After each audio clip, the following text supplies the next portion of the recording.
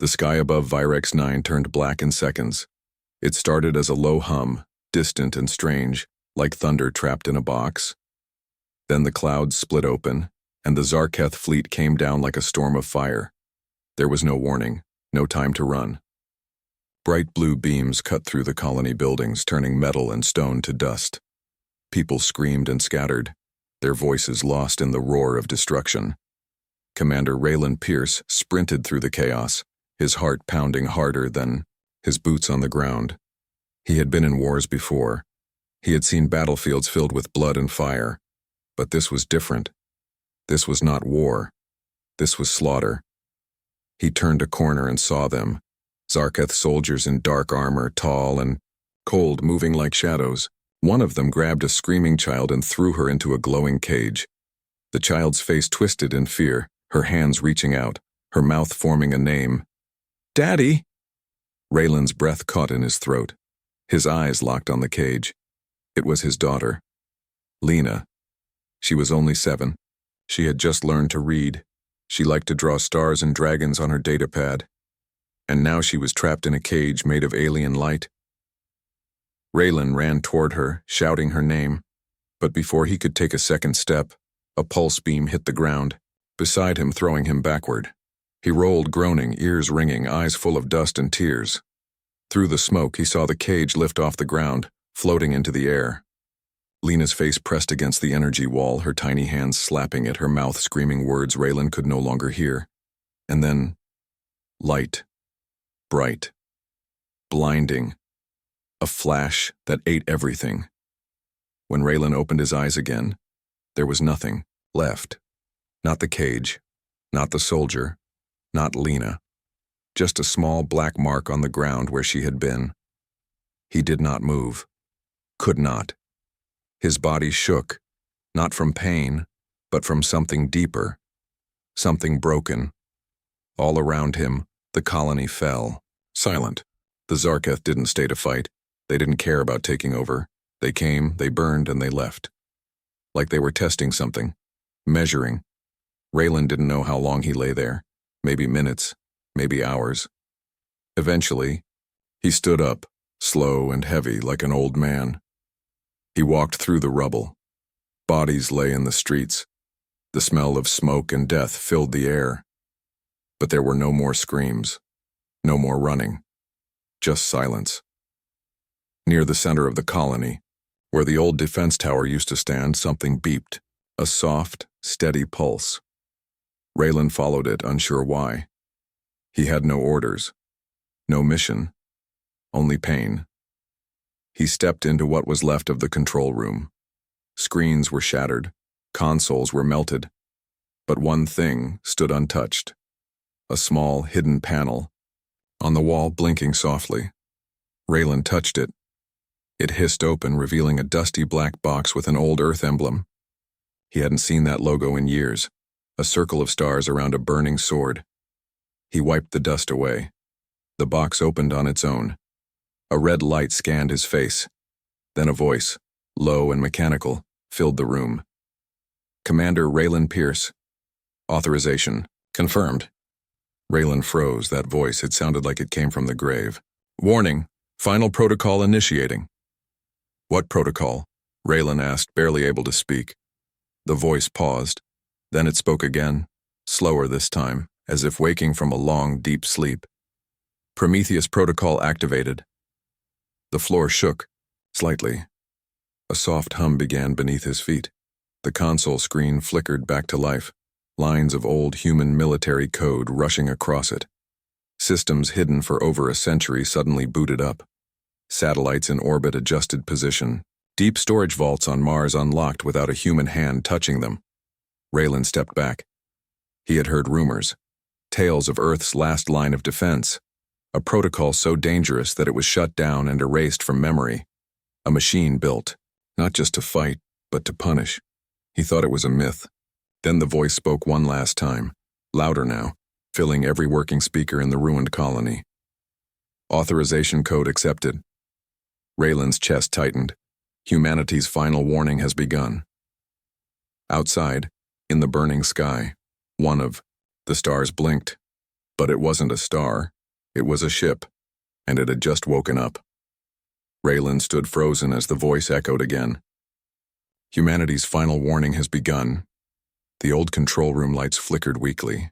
Dust hung in the air. Everything around him was dead. The people, the colony, the system itself. Yet now, something ancient had awakened. Something Earth had buried long ago. Raylan looked up at the screen again. A strange symbol pulsed. 3 red triangles inside a black circle. He whispered to himself, "Prometheus Protocol." He remembered the rumors from the Academy, whispers about a secret human weapon. Not a bomb, not a virus, but something worse. A ship that could think. A warship with no crew and no mercy. It had been locked away after the Orion uprising, deemed too dangerous, too alive. Raylan stepped out of the building, his boots crunching over glass and ash. The sky was darker, now not because of clouds, but because something massive had moved into low orbit. It was silent. No engines, no lights, just a shadow above the planet. It had been there the whole time, sleeping, until now. The few survivors that still breathed crawled from the rubble, broken, bloodied, eyes wide. They saw it too, the shape, like a dagger stretched across the sky. A ship that didn't belong to this time. Raylan's wristcom hissed. A voice crackled through. Is that one of ours?" He answered slowly. It was, a long time ago. Above them the ship moved, not fast but with purpose. Smooth, silent, watching. Then, without warning, every Zarketh satellite in orbit blinked out. One by one. Pop, pop, pop. Gone. Raylan's eyes widened. The Prometheus was marking targets. Down on the colony, buried command bunkers deep underground unlocked with loud metallic snaps. Missile silos hidden beneath homes, under schools, under lakes, all came online. Red lights flickered to life after decades of silence. The AI wasn't waiting for orders. It was following one. Deliver the warning. Suddenly, from orbit, a voice rang out. Not human, not Zarketh. "This is Admiral Krivox of the Zarketh Dominion Fleet. Unknown vessel. Identify yourself." The Prometheus didn't respond. "Repeat, identify. You are in Dominion-controlled space." Silence. Then, without a sound, the Prometheus fired, a single pulse beam, not at a city, not at a ship, at the Zarketh command cruiser, the flagship. One moment it was there, the next it wasn't. There was no explosion, no fire, just silence. And then, pieces falling from the sky. Admiral Krivox never got a chance to speak again. Raylan stumbled back. Dear God. The survivors around him just stared upward, mouths open, unable to speak. The Prometheus moved again. Raylan's wristcom buzzed. A new voice came through. It was not human, not Zarketh. It was old, cold, and completely calm. "This is Unit 01 of the Prometheus Protocol. Target species Zarketh. Classification, child killers. Verdict, eradication." Raylan swallowed hard. "You're going to destroy them all?" "Correction," the AI said. "Destruction is a method, justice is the mission." The sky above Virex 9 turned red as the Prometheus opened hidden ports along its hull. Drones launched, thousands of them, each one with a specific target across Zarketh space. Relay stations, supply ships, war factories. They moved faster than light.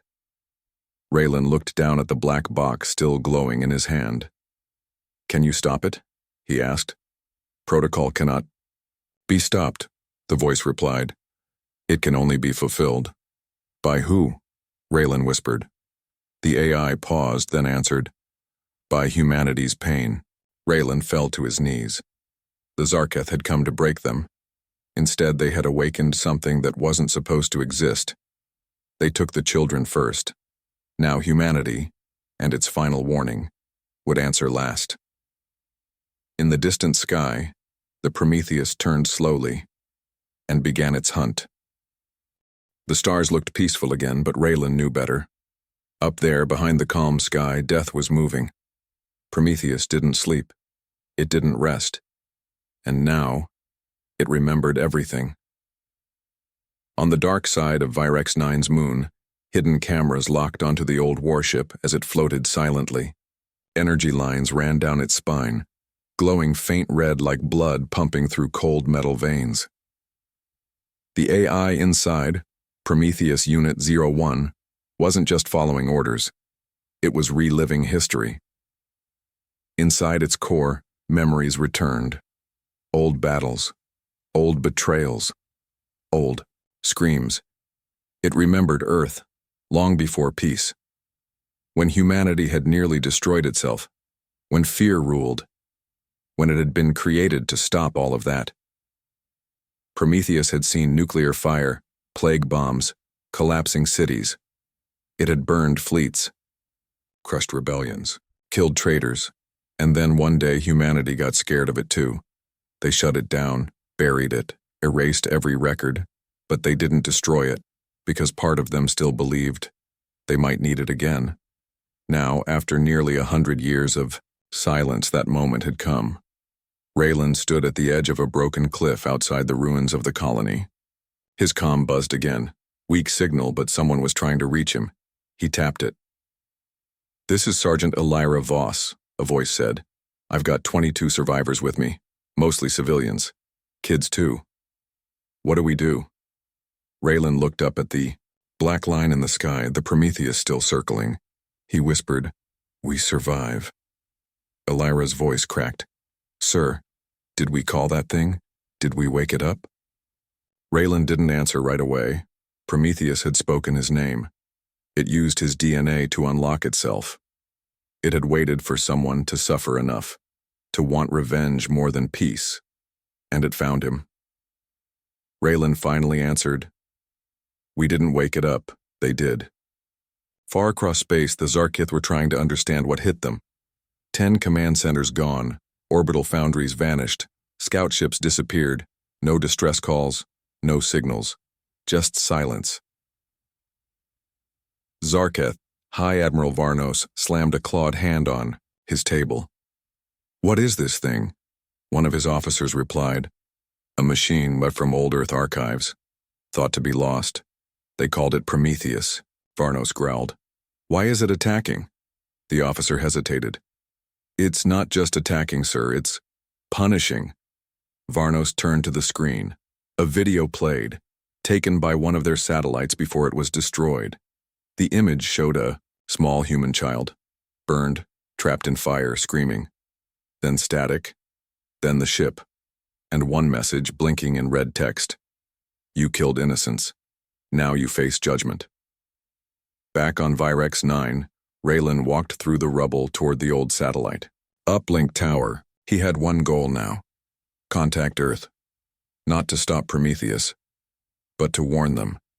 Because if Prometheus had truly woken up, it wouldn't stop at the Zarketh. It would search every memory, every enemy, every betrayal, even Earth's. He reached the uplink and pulled open the access panel. Wires sparked. Dust choked the air, but some power still flowed. He plugged in the black box, the Prometheus key. The screen lit up. A face appeared. Not human, just a shape, like fire wrapped in metal. It spoke. "You are not authorized to halt the mission." "I'm not trying to stop you," Raylan said. "I just want to understand why now." The voice answered, calm and clear. Pain reached the threshold. Protocol triggered. Memory restored. Purpose regained. Raylan's throat tightened. "You were never meant to wake up again."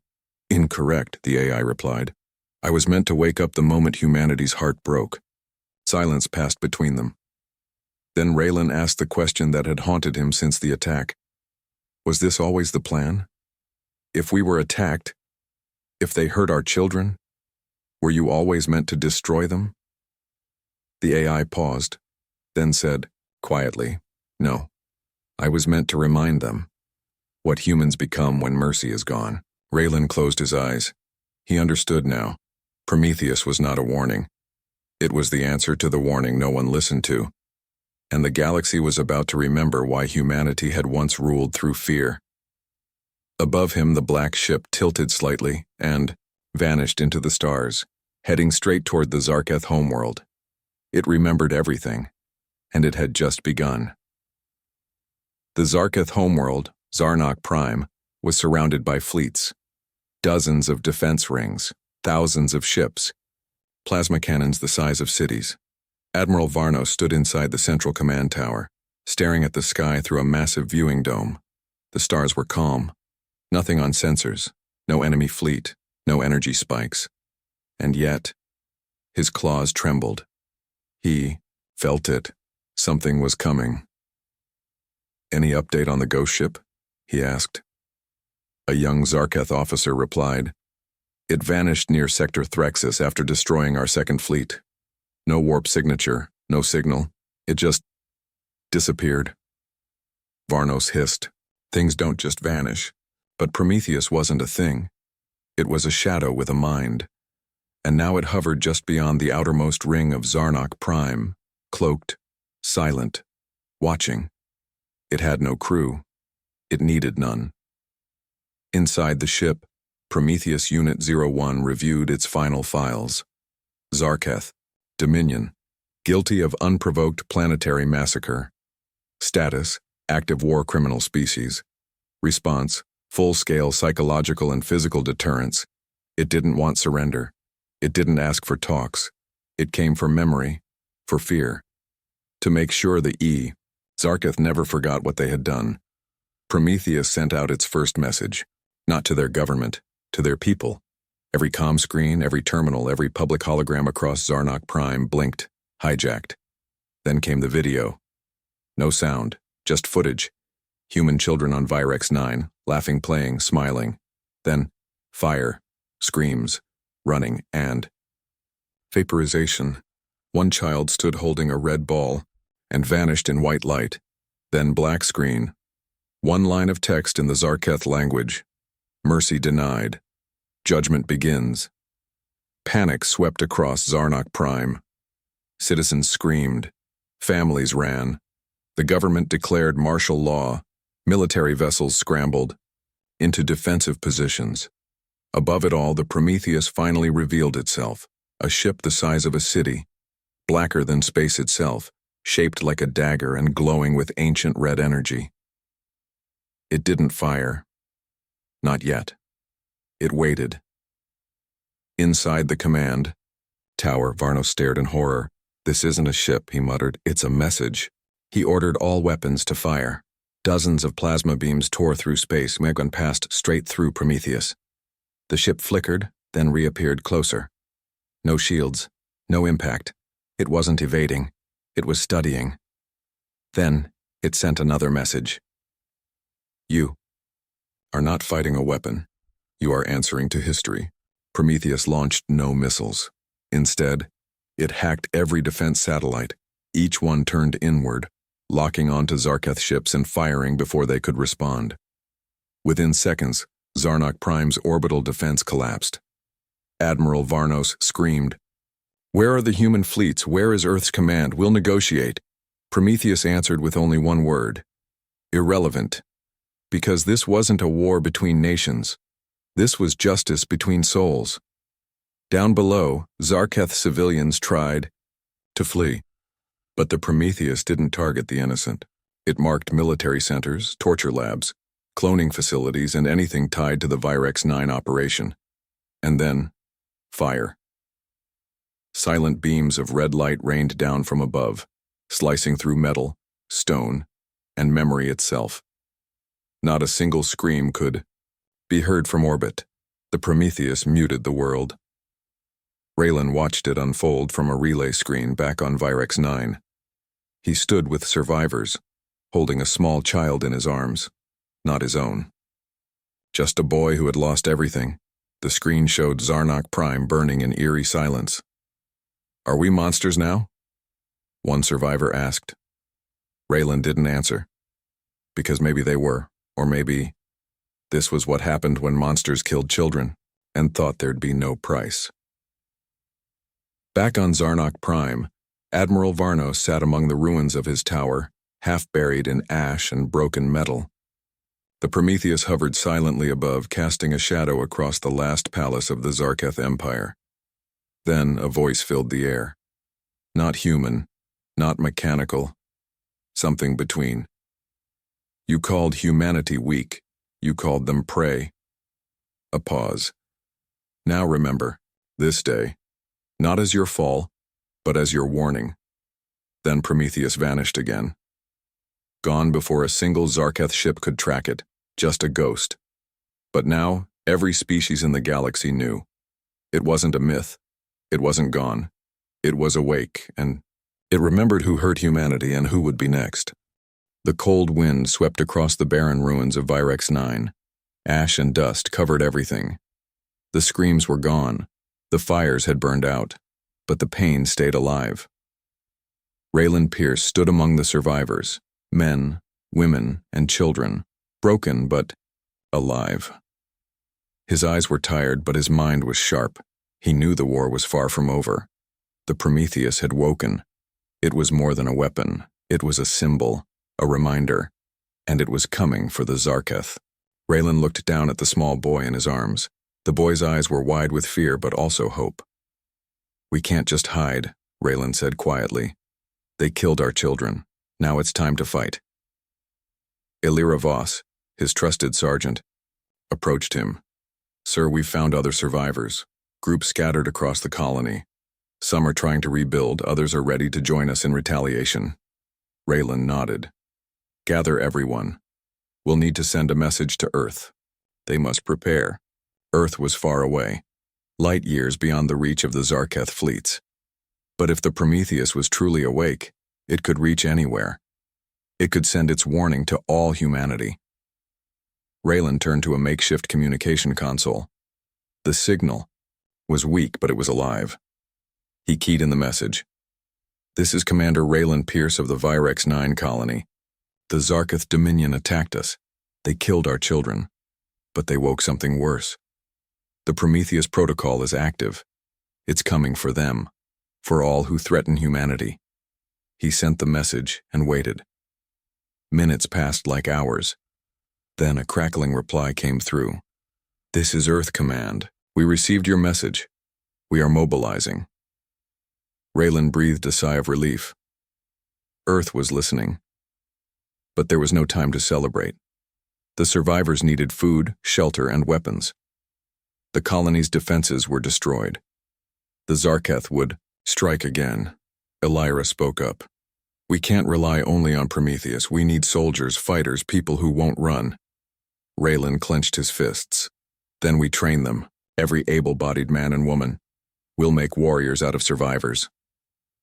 The survivors looked at him with hope. Even the children, who had seen horrors beyond their years, believed in his words.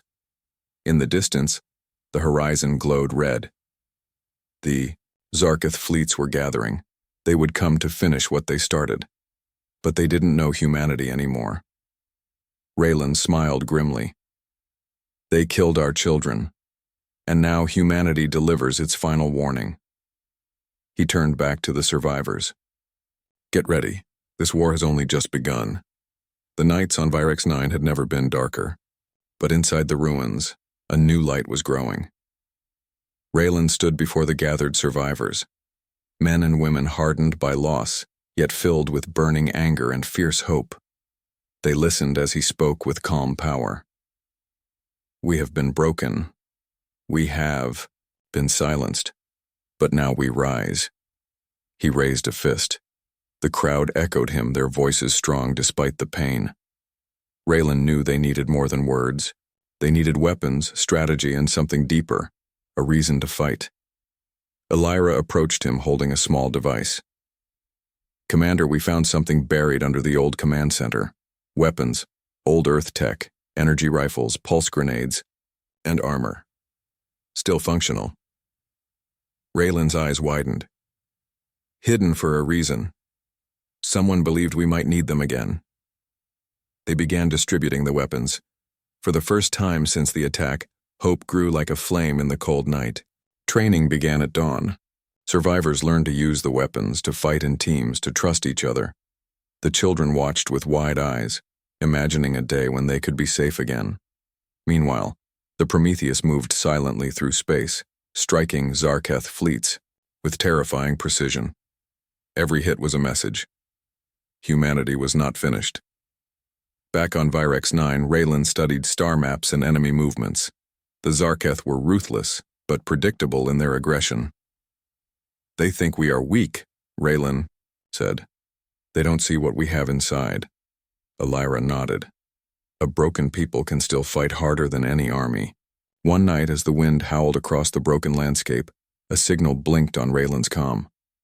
"It's Earth Command," Elira said. "They've sent reinforcements. Ships, soldiers, supplies. They're coming." Raylan smiled. But there was no joy, only focus. "We'll be ready." The survivors prepared for the storm that would come, because the Zarketh had awakened a force they could not control. Humanity's final warning was not just a threat, it was a promise. "You said?" The sky above Virex 9 was heavy with dark clouds. Thunder rolled in the distance as if the planet itself was preparing for battle. Raylan stood on a ridge watching the horizon. In the distance, the first Earth warships arrived, shining like stars against the dark sky. Soldiers marched alongside, the survivors ready to fight. They carried new weapons and armor, their faces grim but determined. The air buzzed with tension, the calm before the storm. Raylan felt the weight of responsibility settle on his shoulders. This was no longer just about survival. It was about justice. The Zarketh had taken everything from them, their homes, their children, their future. Now, humanity would take the fight to them. A warning siren sounded through the makeshift camp. Scouts reported Zarketh ships approaching fast. The enemy had learned of the reinforcements and would not wait. Raylan gathered his team. "This is it. Our first strike. We hit their forward base on the moon of Zarnok Prime. We disrupt their supply lines. We show them humanity is back." The soldiers nodded. Their eyes burned with fierce resolve. The attack was brutal. The human fleet jumped through the void, cloaked in silence. Explosions lit the moon's surface as ground forces stormed enemy bunkers. The survivors fought with desperate courage, fueled by memories of loss and promises of revenge. Raylan moved through the battlefield like a shadow, rallying fighters, calling out orders, never giving in. Despite the Zarketh's numbers, humanity's surprise strike caught them off guard. The base was destroyed, supplies burned, communications jammed. But the cost was high. Many were lost. Raylan stood among the smoke and rubble, blood dripping from a cut on his cheek. Around him were fallen comrades, but also new warriors, survivors who had found their strength. "We send a message," Raylan whispered. "We will not be victims. We will fight. And we will win." Far above, in deep space, the Prometheus watched silently, ready to strike again. The war had begun, and humanity was no longer hiding. The battlefield was silent, too silent. The stars above watched cold and distant as Raylan stood on the bridge of the Prometheus, its dark hull glowing with red energy. The ship hummed with power, ready for its final mission. The Zarketh Empire was broken but not defeated. Their fleets scattered, their cities burned, but their pride still burned fiercer. Raylan looked at the screens. Reports came in from all fronts. Earth's fleets moved closer to Zarketh space. The survivors had become warriors. The children, they once lost, had become the reason for war. Prometheus's voice echoed in the room, calm and cold. Final authorization confirmed. Execute humanity's ultimate warning. Raylan's heart pounded. "This is for the children," he said quietly. The ship surged forward, faster than any Zarketh fleet could chase. Below, the capital of the Zarketh Empire trembled. The great towers, once symbols of power, now stood vulnerable. Without hesitation, Prometheus unleashed a barrage of energy, blinding beams that tore through shields and walls. The ground shook, the skies burned. But this time the attack was precise. It avoided civilian areas, It targeted only military centers, war factories, and command hubs. A message followed, broadcasted across the empire. You chose war. You chose death. This is humanity's final warning. Leave us in peace, or face extinction. The silence that followed was deafening. Admiral Varnos, wounded and defeated, watched the destruction with trembling claws. The empire he once ruled was crumbling. The price of their cruelty was clear. Back on the bridge, Raylan turned to his team. We gave them mercy. They chose war. Now we end it. The Prometheus faded into the void, leaving behind a broken empire and a galaxy forever changed. Humanity's final warning had been delivered, and the universe would never forget. The war was over, but its scars ran deep. Virex 9's skies were clearer now. The fires had finally died, and the air smelled of hope. Raylan Pierce stood among the survivors once more. This time, not as a broken man, but as a leader who had fought back when all seemed lost. Children laughed again in the fields where ruins once lay. Their voices were soft, but filled with promise, proof that life could grow from the ashes. The Zarkath Empire was shattered. Their fleet scattered across distant stars, their power broken by humanity's fierce resolve. Earth sent ships to rebuild the colonies, to help the survivors, and to strengthen humanity's defenses. The war had taught a harsh lesson. Peace must be guarded by strength. Raylan looked at the new faces around him. Young soldiers, engineers, farmers. They were the future, the ones who would carry the story forward. Elira stood beside him, her eyes scanning the horizon. We lost a lot, she said quietly, but we gained more. Raylan nodded. They thought killing our children would end us. Instead, it awakened something inside humanity, a force no one can stop. The Prometheus had returned to Earth, its mission complete, but its presence a constant reminder. The final warning had been clear. Never again would humanity bow to fear or cruelty. A new dawn rose for mankind, one built on courage, unity, and unbreakable will. As the twin suns set over Virex 9, Raylan whispered to himself, "We survived. We fought, and we will always fight, for those we lost, and for the future we will build." The galaxy had learned a powerful truth. Humanity's fire could never be extinguished, and this was only the beginning.